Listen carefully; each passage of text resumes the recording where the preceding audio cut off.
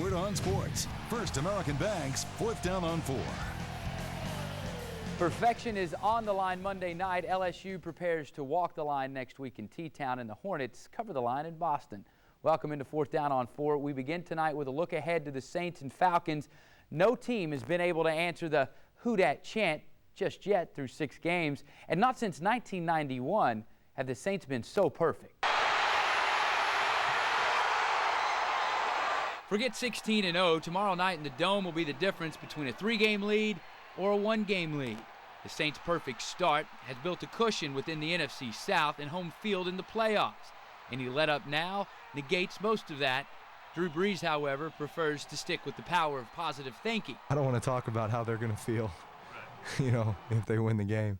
I definitely know their mentality coming in is going to be, hey, we're getting their best game, without a doubt. And they're a very good football team.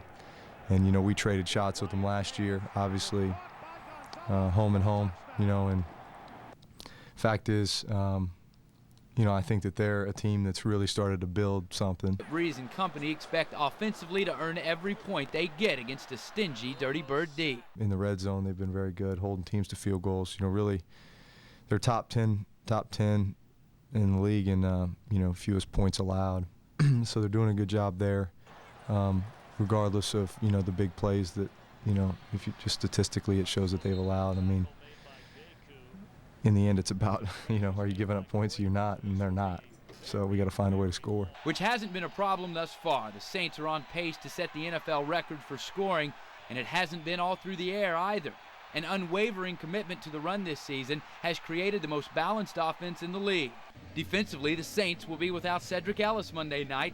He, too, nicked up in South Beach.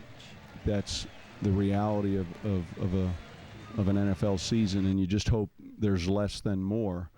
So, we'll get those other guys coached up and ready to go, and that's what we have to do. Another reality of the Saints' fast start, expectations.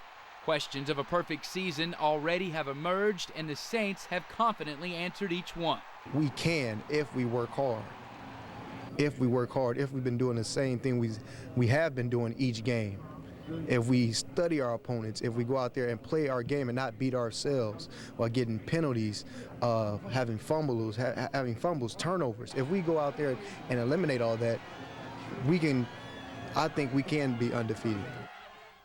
To help break down the Atlanta-New Orleans game, we welcome in Mark Harmon from our sister station, our CBS affiliate in Atlanta, Georgia. Mark, thanks for taking some time.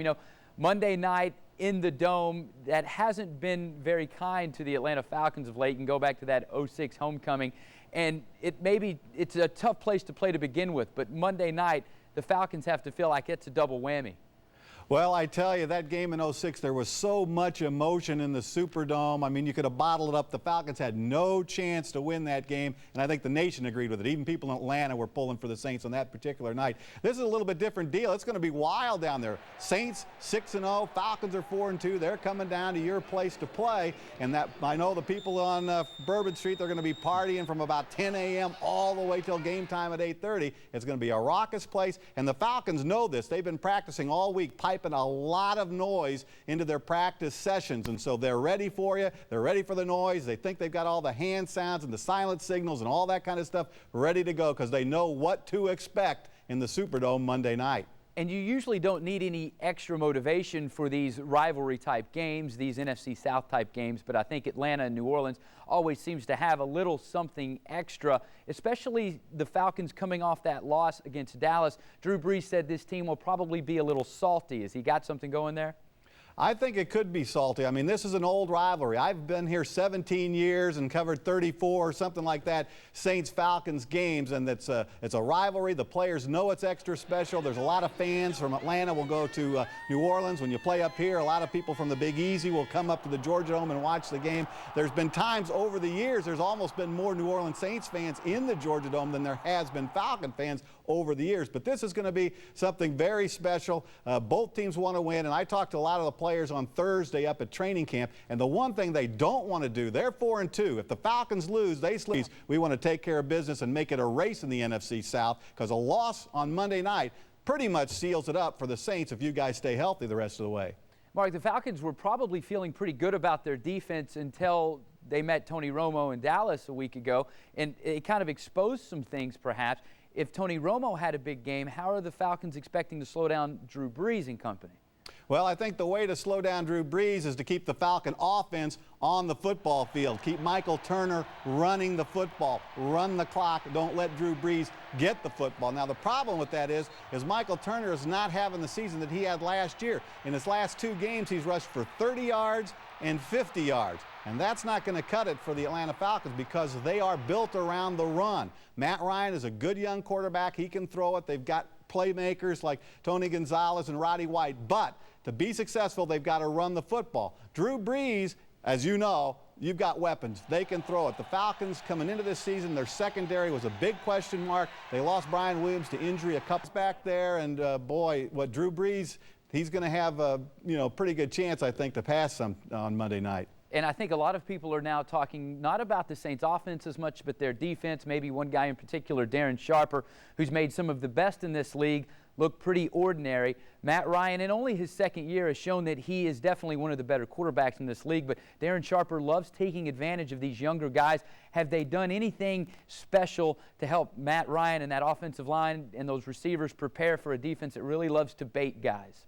Well, that's a big key because against the Cowboys, our quarterback got sacked 4 times. The offensive line, they've been practicing all week on protecting the quarterback because if Matt Ryan gets time, he's going to be okay. He'll find his targets. He'll find his receivers. And like I said, the whole Falcon offensive scheme is predicated on running the football. So if they can get that and get the long drives down the field, eat up a lot of the clock, the Falcons will have a chance despite the crowd and despite the fact that the Saints are 6-0 and have that high-octane offense. The defense of the New Orleans Saints much improved. You know, there's that old saying in the NFL that offense sells tickets, defense wins championships. Well, the Saints are a pretty good combination of both. And to add a little bit more spice to this rivalry, the Falcons picking up former Saint Aaron Stecker. He spent 3 years under Sean Payton under this offense. Now, we understand the Falcons are a little bit banged up at the running back position, and Stecker can definitely hold his own there. But do you think there was a little gamesmanship on the Falcons' part getting Stecker in during this week to maybe find out something about audibles, something about hand signals?